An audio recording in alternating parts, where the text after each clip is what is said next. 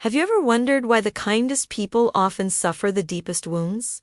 What if I told you kindness, when given to the wrong people, can slowly destroy your life? This is the story of a woman who believed kindness could change everyone, until she almost lost herself. Her name was Emma. Emma was the kind of person everyone loved. She smiled easily. She listened deeply. She always helped. If someone needed support, Emma was there. If someone was struggling, Emma stayed. People called her the angel. But behind that smile, Emma was tired. Very tired. Emma worked in a busy office in Chicago. Long hours, high pressure, endless deadlines. But no matter how hard things got, Emma never complained, because she believed something simple. If I'm kind enough, everything will work out. One day, a new employee joined the team. His name was Victor. At first, he seemed nice, polite, quiet, respectful, but soon, Emma noticed something strange. Victor always had problems. He was always overwhelmed, always confused, always needing help. And somehow, Emma became his solution. Emma, can you show me this again? Emma, I don't understand the system. Emma, can you just do this part for me? At first, Emma didn't mind. She thought, he's new, he just needs support. So she helped again, and again, and again. Days turned into weeks. Weeks turned into months. But Victor never improved. Instead, he became more dependent, more demanding, more comfortable, letting Emma carry his responsibilities. And something worse began to happen. Victor started taking credit. During meetings, he presented Emma's ideas as his own. When projects succeeded, he spoke first. When things failed, he stayed silent. And Emma? She stayed quiet. Because Emma didn't want conflict. She didn't want to seem mean. She didn't want to hurt anyone, so she hurt herself instead. Maybe I just need to try harder, she told herself. Maybe if I help more, he will change. But here's the truth. Some people don't change because you are kind. They stay the same because you are. One night, Emma sat alone in her apartment. The city lights flickered outside her window. Her laptop was still open. Another late night, another unfinished task. Victor's task. Her hands were shaking, her eyes were heavy, and for the first time, she felt something different. Not sadness, not exhaustion, but emptiness. Why do I feel like I'm disappearing? She whispered. The next day, everything collapsed. Emma was called into a meeting with her manager. Emma, we need to talk about your performance. Her heart dropped. My performance. The manager nodded. You've been missing deadlines.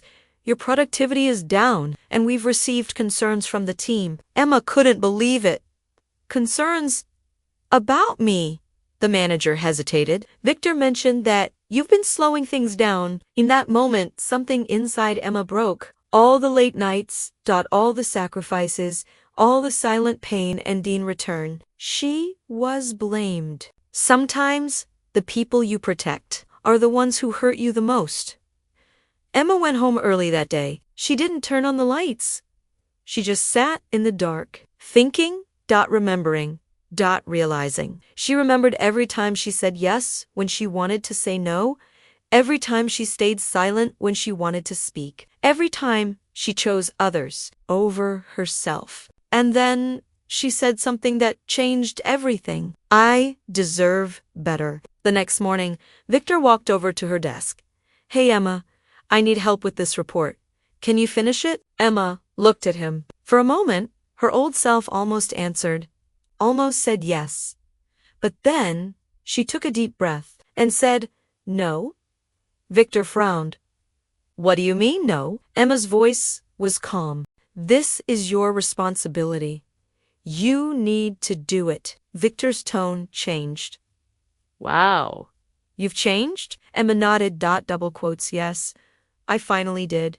From that moment on, things became difficult. Victor tried to guilt her. He tried to manipulate her. He tried to make her look bad. But Emma stayed firm. She did her work.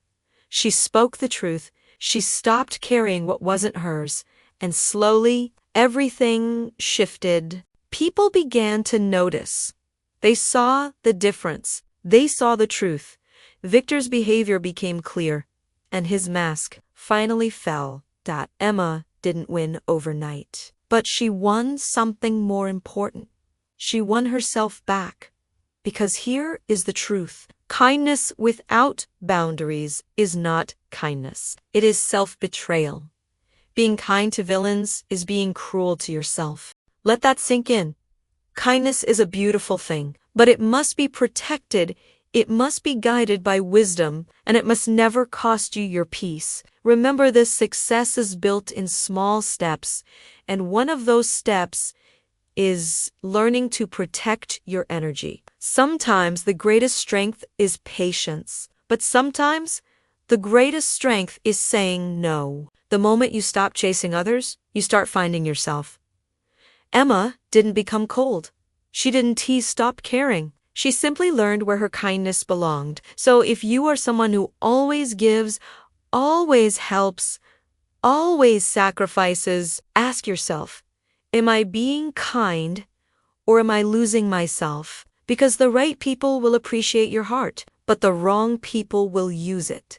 And it is your responsibility to know the difference. If this story touched you, take a moment, think about your life, think about your boundaries, think about your worth, and remember, you can be kind without being weak. If you enjoyed this story, don't forget to like the video, leave a comment, and share your thoughts. And subscribe to the channel for more powerful motivational stories. Protect your kindness, because not everyone deserves it.